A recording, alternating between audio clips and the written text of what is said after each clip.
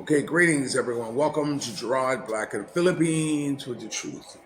I'm gonna welcome you to my channel, all my subscribers, all my future subscribers, all my hey, let me check this dude out kind of guy cats, and all my peaches, triggers, lovers, haters, scallywags, and commenters. Each and every one of you, I welcome you to my channel and thank you for taking this time to share my video. It's I got up a little late this morning. You know, um, it's in the G hours. I'm in the G hours. And I had this weird dream last night. Usually when I have these dreams, I wake up and I grab my phone and I record it. But this one is somewhat, it's still sticking with me. And what it was is that, I was with somebody. I think I was with Alex. I knew I had a sidekick with you, but I think it was Alex. And then when I was walking, and it was these, how sometimes steps are very low, and it's like if you're looking at the war scenes in Israel, you see like there's debris and all that stuff that's on the steps and like this, and if you clear, there's like a little hole in there. So him and I was walking by, and we kept hearing, help, help. So him and I cleared the dirt, around the steps, and we squeezed ourselves through the steps, and we were in this big, like, um, this big, how do you call them? You know, um, we were like in the vestibule, like when you walk in the lobby. We were like in this lobby, and off to the side we kept hearing help, help. And so I said, "Who is that? Who is there?" Like this, and this guy came out, and this guy he was real, dusty kind of motorcycle guy, white beard, he like this, and said, yo, so what are you doing here? And so we said, well, we heard somebody, yelling help. And so right then Alex had said, you want to buy some weed? And the guy says, weed? Like this. So we crawled back out. And so we ended up kicking it with this guy and everything. And we didn't ask him about the girl who we kept hearing help from. And so anyway, we made a transaction, had to get the money like this, and the guy bought it all like that, whatever. But after it was all over, he went back in, and we decided, to call the cops because something was definitely wrong, because it was someone who we had to have captive back there, and sometimes here in the Philippines, it also can be misconstrued as having someone captive here. Being a foreigner, you getting someone and holding them, I guess, captive with your resources. You know what I'm saying? I mean, they don't want to leave. Just like the girl who her screaming, you figure she didn't want to leave. But it's you know, it hurts me when, I mean, can we talk? Sure we can. It hurts me when my wife wants to say, "Oh, I'm going to go do this," and to go get some money, and I'm like, "What for? I have money, why are you making this grandstand like you're going to do something, what I'm saying, when there's no need for it?" I was really kind of put off by that. But then, you know, you know, it- you know, if you need something, just ask me. You know, because you know, getting things through, you know, uh, a Filipino's head, is not as easy as it, as it can be, you know, and sometimes I'm frustrated by it, because it's like you know, like if I'm sitting home all day, if I'm on a computer or watching a movie or something like that, there's plenty of time to talk to me or to ask me about something, you know, you know, and don't wait till I'm walking out the door as if okay, it's now 11. Baby, do you have baby? And I'm like, why are you asking me when I'm walking out the door? You know, you had a lot of time to talk to me about this or to ask me for that, you know, and and it's it's something that I'm having. It's difficult to try to get through to her, and I don't want to say all Filipinos are the same like that because I don't know all Filipinos, but I know that there is a communication factor, in dealing with people in the Philippines, or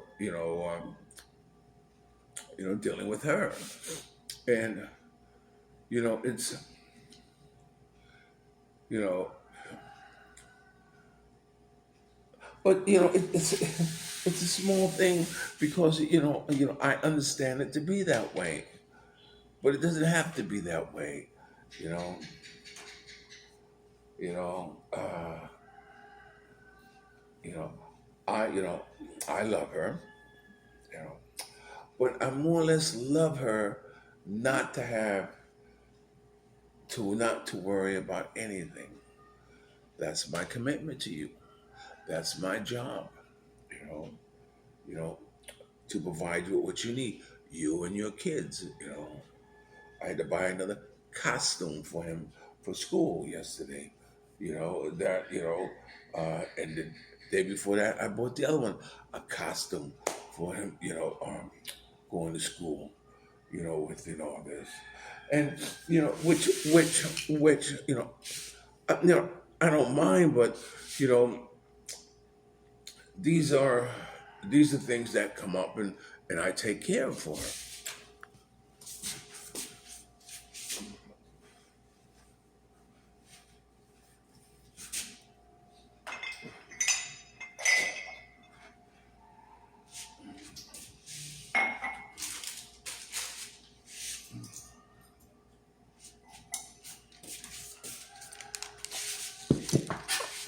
You know,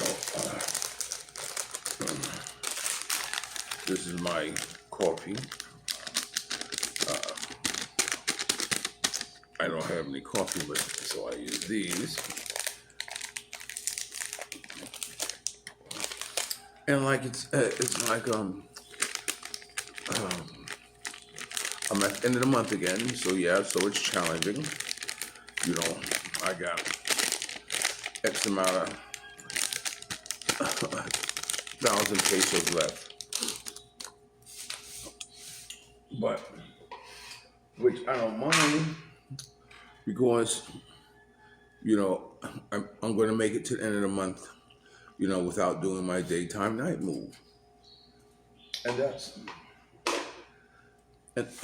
that's always satisfying to me, that I'm able to um, you know to budget or to you know stay within uh, uh, my finances that way. You know, and you know, I'm sorry. I no longer want to go on, you know, uh, um, big shopping. I guess that's how they call it, big shopping. I don't want to do that. I don't because you know it's supposed to be for the month or something like that. But within 2 weeks, and you're out of everything all over again, and we'll go back to the same thing of just going to the sorry store, or you going to the market and buy something, like this. That's fine, and I'd rather do it that way. I'd rather buy as you go. You know what I'm saying?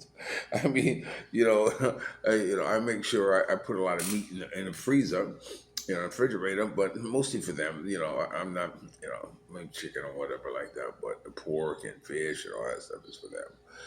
So I make sure that's in there. I'll go through and I look and I'll make sure. Okay, you cool for today. And that's all I'm concerned with. You're okay. You have enough to make them lunch for school and make the staff. I'm gonna say staff, feed the staff. I'm saying like that, and you and everybody's full.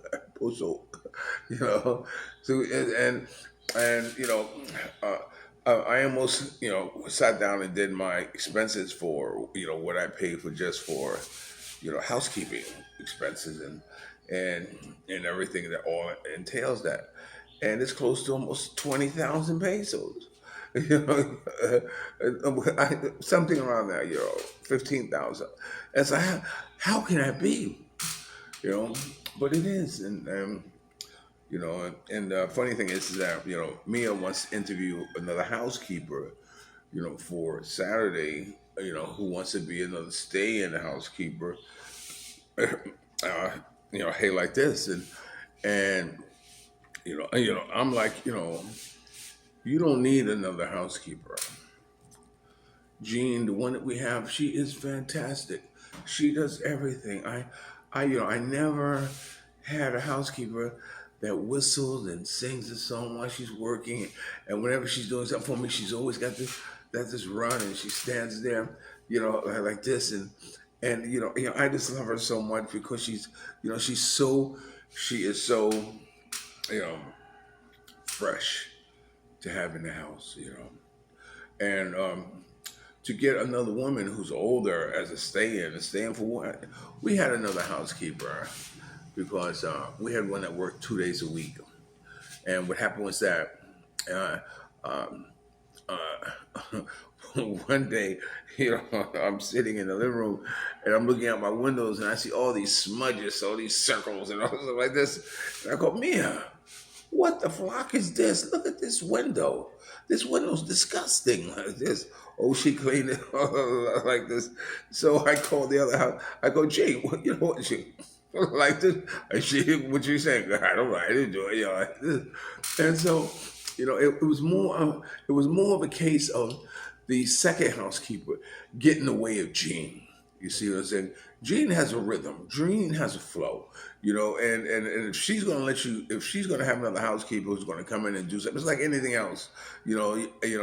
Two mechanics. A mechanic don't like working behind another mechanic. Too many cooks spoil the brew. That type of thing. And so I finally said, okay, look, Jean's off on Sunday, so I said let her work on Sunday. And so after the window situations, I said no, I don't want to work at all. So Mia wanted to, hire another housekeeper. I said no, you want to hire a housekeeper because you don't want to tell this one that you're fired. You know what I'm saying? Because it was